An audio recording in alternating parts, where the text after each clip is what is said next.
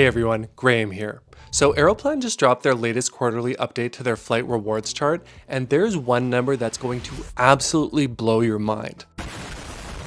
Plus 74,200 points. That's how much more people are paying for business class flights from Canada to Asia compared to just 3 months ago. But before you panic and swear off points travel forever, I've got some good news, some bad news, and one sneaky strategy that could save you tens of thousands of points on certain routes that most people have no idea about. But first, let me tell you why this video is so important and why I'm honestly a little frustrated that I have to make it. Back in March 2025, Aeroplan made the biggest change to their reward chart since the program relaunched in 2020. They moved major partners like United Airlines, Etihad Airways, and Canadian regional carriers from fixed pricing to dynamic pricing. This was seen by many as a massive devaluation, and now, just a few months later, we're seeing the real-world impact of those changes in these quarterly median pricing updates. This isn't just Aeroplan being transparent about pricing, this is a window into how the entire points game is changing and why my biggest mantra for 2025 is more important than ever.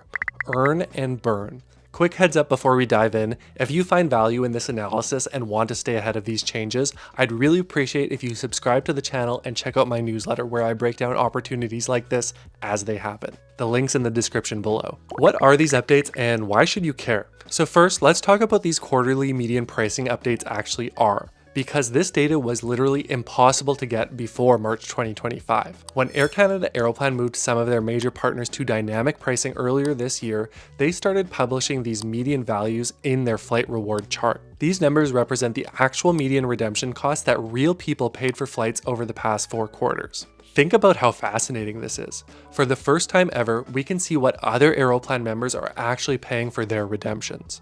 Before this, I only knew my own redemptions and maybe family and friends that I helped with their points bookings.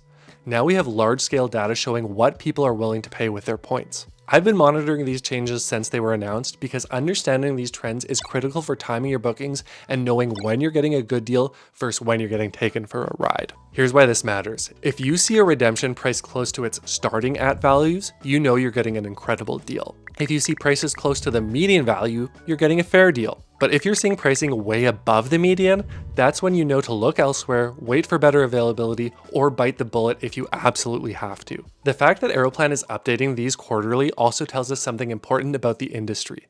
Loyalty programs are changing faster than ever before, and what's a great deal today might be terrible value tomorrow. The winners and losers, what actually changed? Alright, let's dive into the numbers. I'm going to break this down by cabin class because these trends are fascinating and very different depending on how you like to travel. Economy class changes.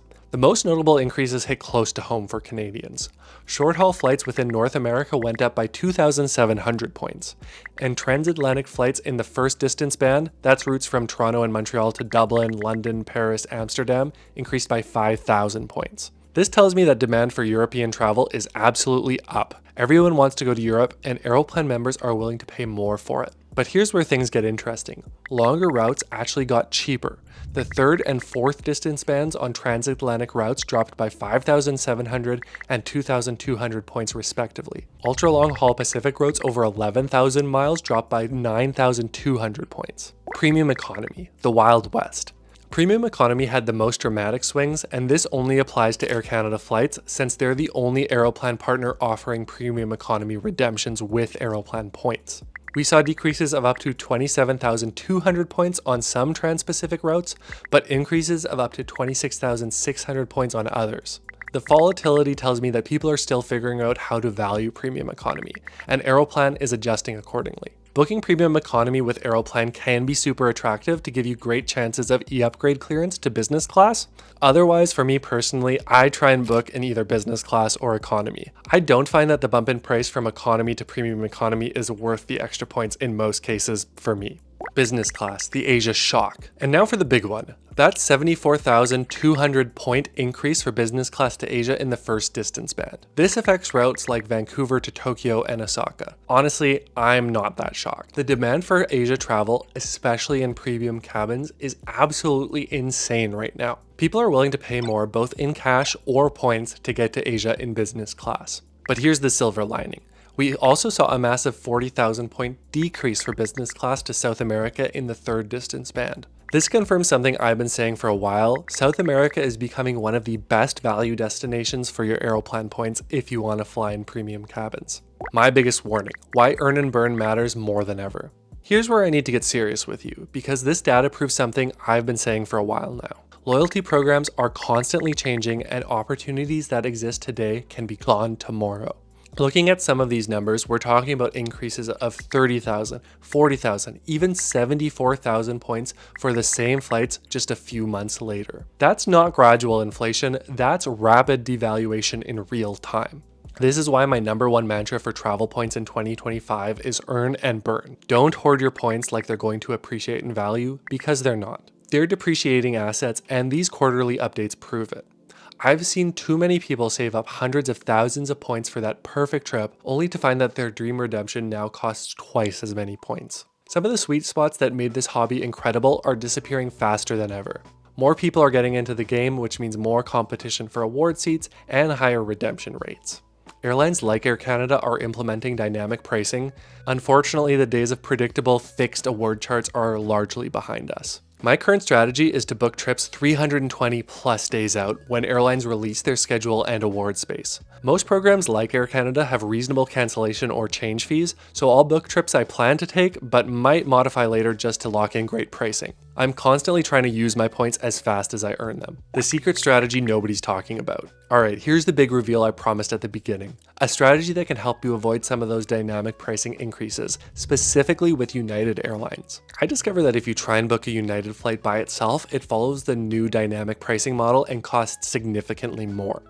But here's the loophole. If you combine a United flight with a flight on a different carrier in the same booking, it often knocks the price back to something much closer to the old fixed pricing. Let me give you a real example. If you wanted to book New York to Dublin direct on United Airlines, you might pay 80,000 points plus fees on many dates. But if you book Toronto to New York on Air Canada, then New York to Dublin on United Airlines as one combined ticket, you're looking at only 60,000 Aeroplan points total. It seems like they haven't fully implemented dynamic pricing when multiple carriers are involved in the same ticket. I expect this loophole will close eventually, but for now, it's a fantastic way to save tens of thousands of points. This strategy works particularly well for us Canadians positioning flights combined with United's excellent long-haul network. Where the smart money is going, South America and other opportunities. Based on this data, I can clearly see where the best value opportunities are hiding, and most people are completely missing them. South America is hands down the best value destination for Aeroplan points right now. The median values are significantly lower than other regions, and while cash prices to South America are also lower than Asia, the points to cash ratio still works out fantastically. The Between North America and South America section of the flight rewards chart has the closest alignment between starting prices, median values, and fixed partner pricing. This tells me that there's less volatility and more predictable value. The other opportunity, those longer trans-Pacific routes that actually got cheaper. If you're flexible with your Asia destinations and can position to routes in the higher distance bands, you might find better value than the popular Vancouver to Tokyo route that everyone's fighting over. What this means for your 2025 strategy. So how should this data change your approach to Aeroplan points for the rest of 2025? First, if you're planning any Asia travel in business class, if you find anything reasonable, book it immediately. Those medium values are only going up and the competition for those seats is fierce. Second, seriously consider South America as a destination. The value is incredible, the flights often have wide open availability for awards bookings, and you'll have an amazing experience for fewer points than almost anything else. Third, master the multi-carrier booking strategy I mentioned. These require some research and flexibility, but the savings can be massive. Fourth, don't wait for absolutely perfect redemptions. If you see something good that fits your travel plans, book it. The perfect redemption you're waiting for might cost 50% more points by the time you actually book it. And finally, stay informed. I'll continue to monitor these quarterly updates and share the insights in my premium newsletter because these trends are crucial for timing your bookings. Looking ahead, what I expect. I don't have enough data to predict what next quarterly update will be, but I can tell you what I'm watching for. I expect continued pressure on Asia routes, especially if demand stays this high. I'm curious to see if South America value stays stable or if people catch on and the opportunity drives prices up. The United Airlines loophole I mentioned, I'm betting that gets closed within the next update or two, as Aeroplan systems get more sophisticated. Broader industry trends suggest this is just the beginning. More programs are switching to dynamic pricing across airlines and hotels. The skills that separate casual points collectors from serious travel hackers are becoming more important than ever. The key skills for 2025 and beyond: flexibility, speed, and the ability to spot opportunities before they disappear. The bottom line: use your points before they lose value. And if you want me to do the heavy lifting of finding the best Aeroplan business class redemptions every week for you, check out my Jetsetter premium newsletter linked in the description below. I cover the best available redemptions, point buying opportunities, and cash business class deals specifically for Canadians. Let me know in the comments what your biggest takeaway from these updates were. If you found this video helpful, please consider subscribing. Thanks so much for watching, and safe travels.